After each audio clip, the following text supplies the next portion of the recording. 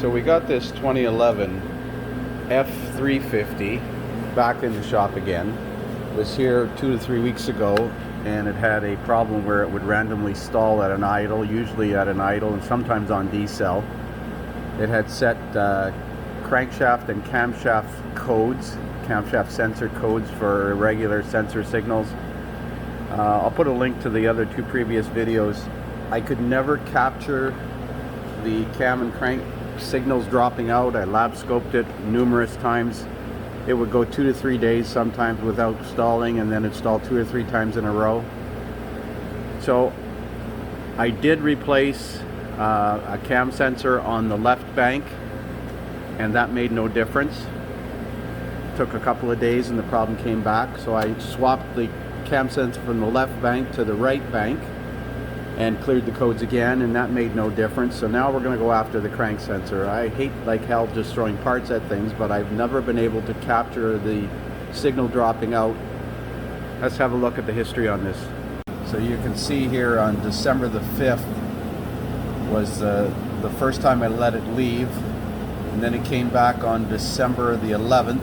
I scanned it again, and it had the camshaft position B and crankshaft camshaft sensor range performance, of course in history, not current. I ran an engine running test and I had the AC on when I did that. So I think that's when I changed the camshaft sensor on the left bank. Then it came back. So as I was saying, I changed the left cam sensor and cleared the codes, came back on the 15th, all these codes back again. So I took the sensor from the left side that I had taken out, which is this sensor here, and put it on the right side. Actually, this sensor I have in my hand is from the right side, cleared the codes, and it left, and it came back again and set another. Well, this was me holding the fan blade still while I was spraying some silicone spray on the serpentine belt.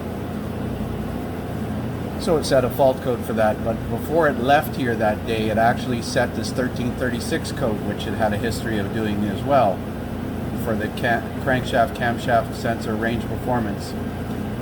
So I'm going to change the crank sensor on that, which requires now removal of the intake manifold. I think I got to remove the intake and all of the coils as well. So we're going to go ahead and do that.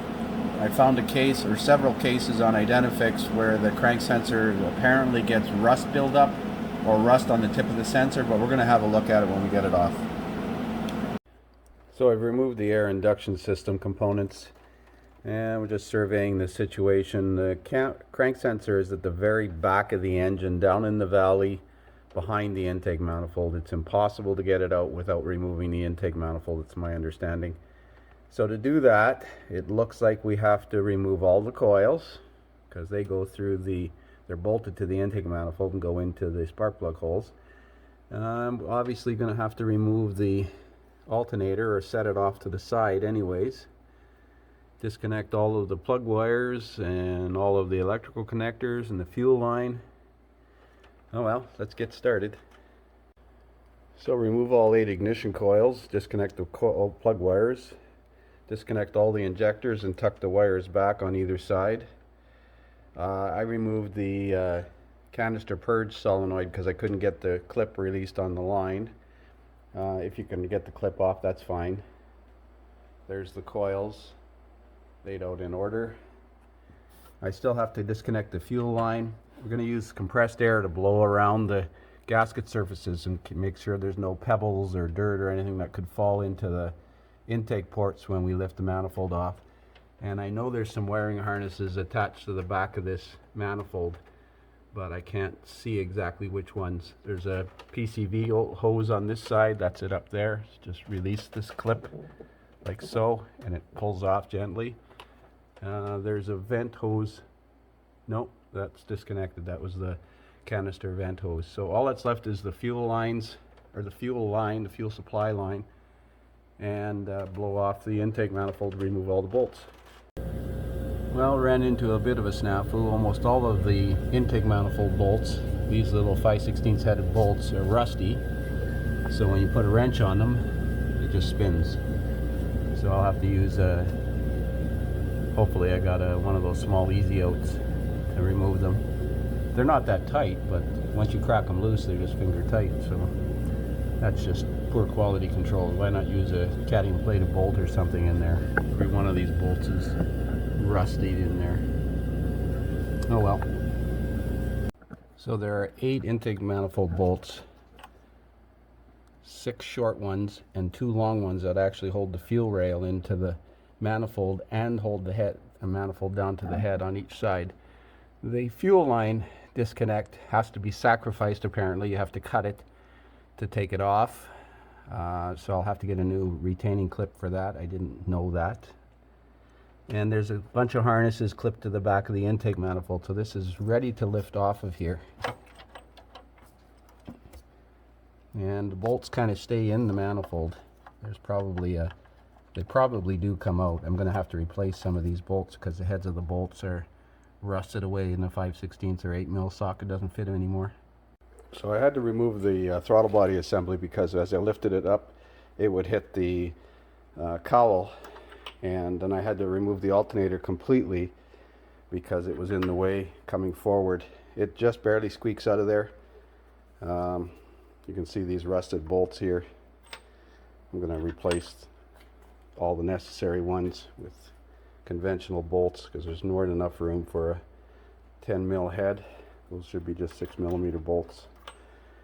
Anyways, let's have a look up here. Here we go.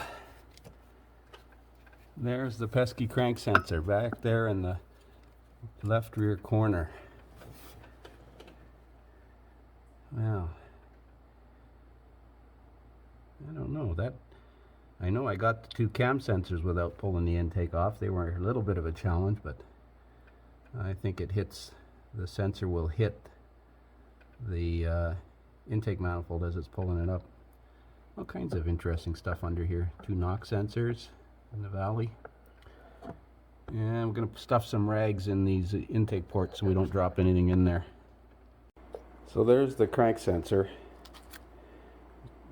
TSB, or not the TSB, but the case said to look for rust on the tip of the sensor.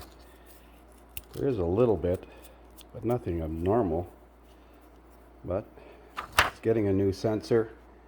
I'm going to stick the air blower down in that hole because that's obviously outside the crankshaft. It's not in the engine block, it's in the back behind the flywheel, between the flywheel and the rear seal, I would imagine. Why wouldn't they put that internal in the engine so it wouldn't get rusty? Oh well. So there's the new sensor right from Ford, and these are the 8 intake manifold seals that you'll need. Like I said, you're going to need a clip for that fuel line too, by the looks of it, but we'll cross that bridge when we get there. So I don't know how critical it is, but on other magnetic pulse generators, the air gap affects the amplitude of the signal. So this is cast iron, this block, so it was rusty on the surface, kind of like this surface over here. That could push the sensor out and create an excessive air gap or a slightly larger air gap. So I've used a Rolox sanding disc to clean the rust off of there. And we'll give it a little shot of black paint after. I took the long air wand and stuck it down in there and blew out, and nothing came out, nothing appeared to come out, but that could be inside the bell housing.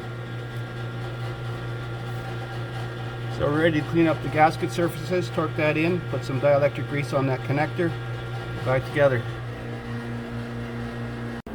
So you can pull these little spacers out of the intake manifold, and I replaced all the bolts with 40mm bolts. They're about a millimeter shorter than the original ones, as you can see, but the thread ends anyways, so the thread doesn't do anything there. So they should be fine.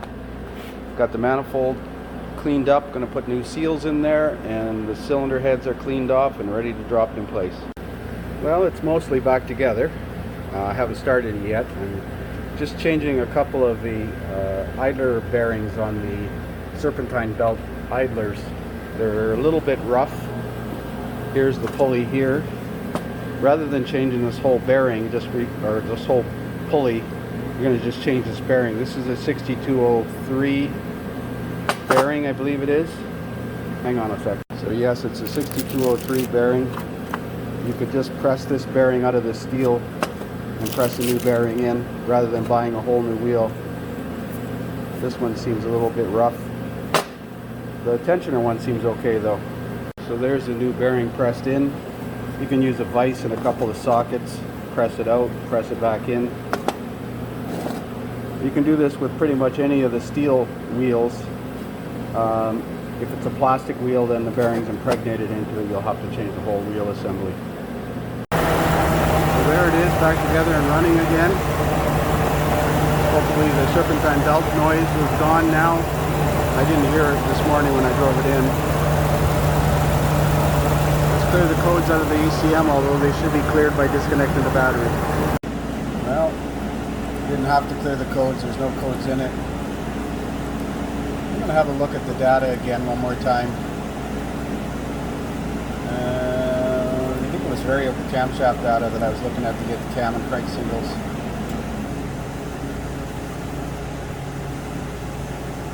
I'm going to record this and have a look. I think I saved this before, let me see. Lease frame, body, driver, no, I didn't. Well, I guess it's going to be a matter of time before we find out if this thing is actually fixed, because sometimes it would go 2-3 days, sometimes it would happen right away, where it would just stall randomly out of the blue. Let's hope it's fixed. So here's why I thought I had to sacrifice that clip. I found it odd when I called the Ford dealership, they didn't have the clip in stock. Now it shows to replace the clip to cut it. But I think all you have to do to release this thing is to push it in. I tried several times and it was brittle and it just snapped. This little plastic piece here just broke. There's very little to it. So I put a tie wrap in there temporarily, but I didn't want to let the customer take it like that. These clips are available from Dorman. Down part number 730655. Focus. And you get 2 5/16 and 2 3/8 clips, and I think it's the 3/8 that you need. So we're going to put it in properly, make sure that it's not going to come off. I'd hate like hell to have the fuel line come off.